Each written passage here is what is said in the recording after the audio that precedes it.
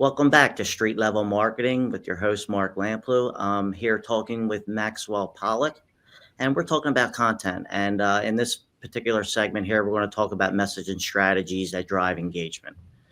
Maxwell, how do you craft a call to action that feels natural in a campaign? Yeah, it's a great question, Mark. I think people like to be invited to things, right? If I'm inviting my neighbor over for dinner, right? Let's say, or inviting a friend over for dinner. Some people don't like their neighbors. My friend over for dinner.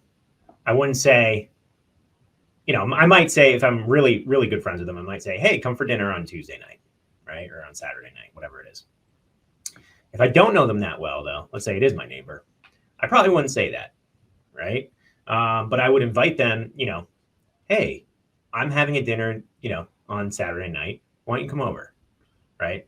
That's a much less demanding tone than you should come over on, you should come over on Saturday night, please, right? There's an air of desperation behind that. So with CTAs, I think it's really important to just understand you're inviting a prospect or a customer, potential customer, to come and know your brand, trust your brand, and ultimately buy from your brand.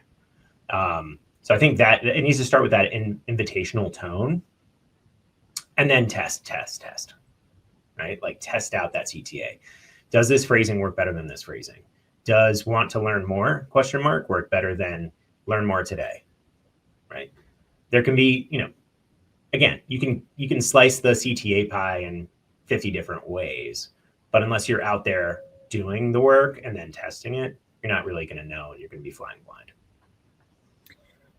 What's the difference between like messaging in the digital space versus like messaging in other areas, like in brochures? I mean, do you have to change it? Do you keep it kind of, similar? Yeah, I mean, it's similar. There are similar principles. Don't get me wrong. There's similar principles, but there are differences too. And I think the main difference is people are on their phones all day. We live in a digital era now, and people are just saturated with digital information in their home, right? It's not just like going to work and using a computer anymore, right? Everyone has a smartphone. They're on 24/7, right? So actually what works in digital a lot better than I think in print media is disruption. Disrupting someone's LinkedIn feed, disrupting someone's Google feed, whatever it might be.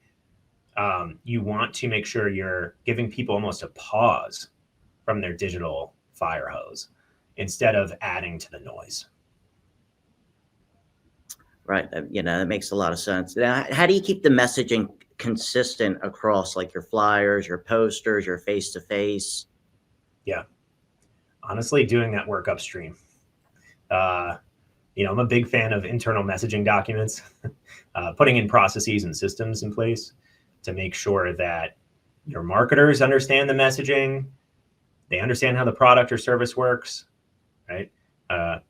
Your salespeople understand how the product or service works. They understand the messaging, because how you message something can completely change the frame of what you're selling. I saw something the other day. Someone was like, yeah, if you don't believe in marketing, I just pitched salmon to my 4-year-old as pink chicken, and now it's her favorite meal, right? It's like, depending on how you message your product, it'll make or break your sale. So at the end of the day, you have to do that work upstream, make sure everyone's prepared, and then make sure that's also reflected in all of your print collateral, in your billboards, in your sound bites, whatever it might be. That's what's going to drive momentum for your brand. What's your go-to method for like testing a message before it hits the streets or before you put it out there? Yeah, talk to your trusted advisors. Nobody should work in a vacuum. The only savant out there was probably Mozart, who could be a first drafter, right?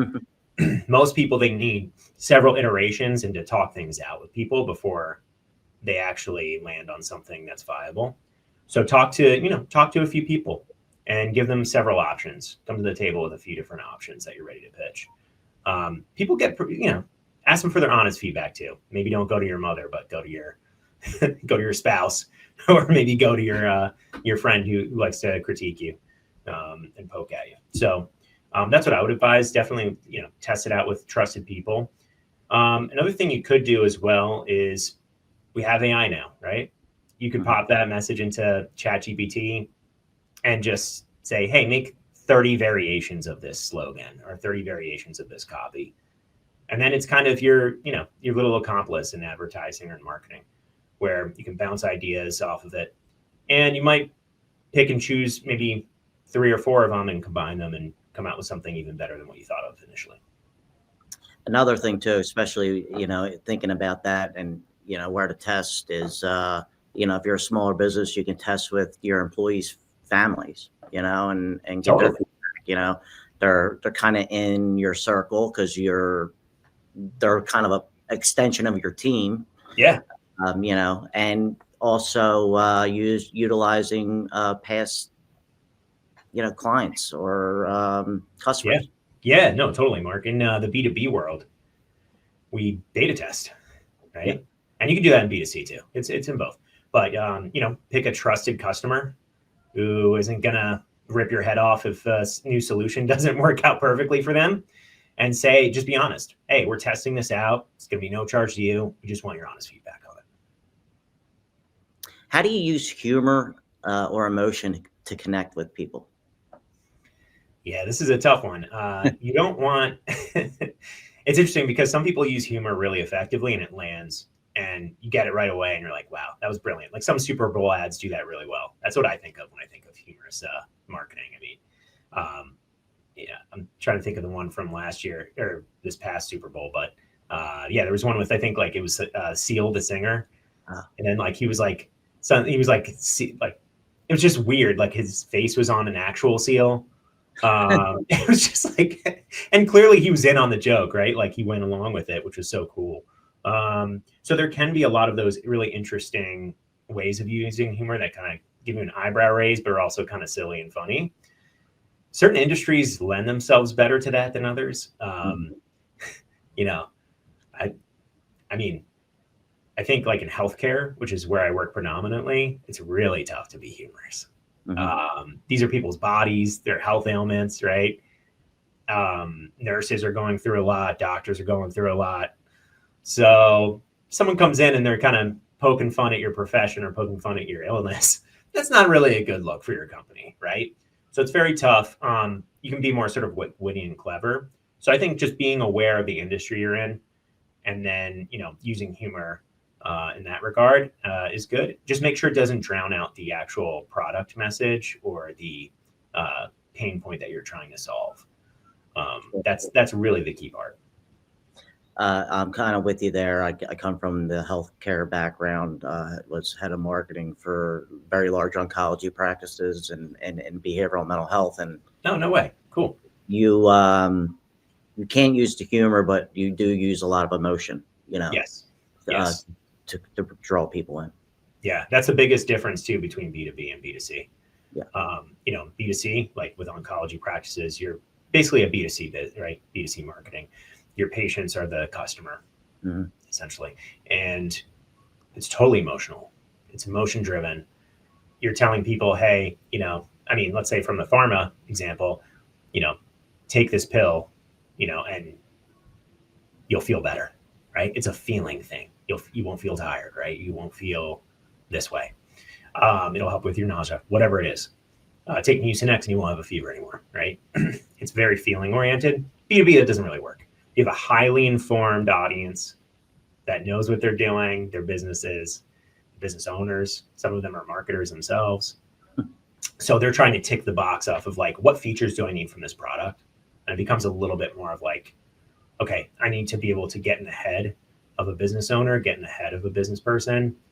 What do they want? Right? They usually want to save time and money. That's like, it's a more practical sell. What role does word of mouth play in amplifying messaging? Huge. Word of mouth sales tend to convert the quickest. So you get a really, really quick conversion.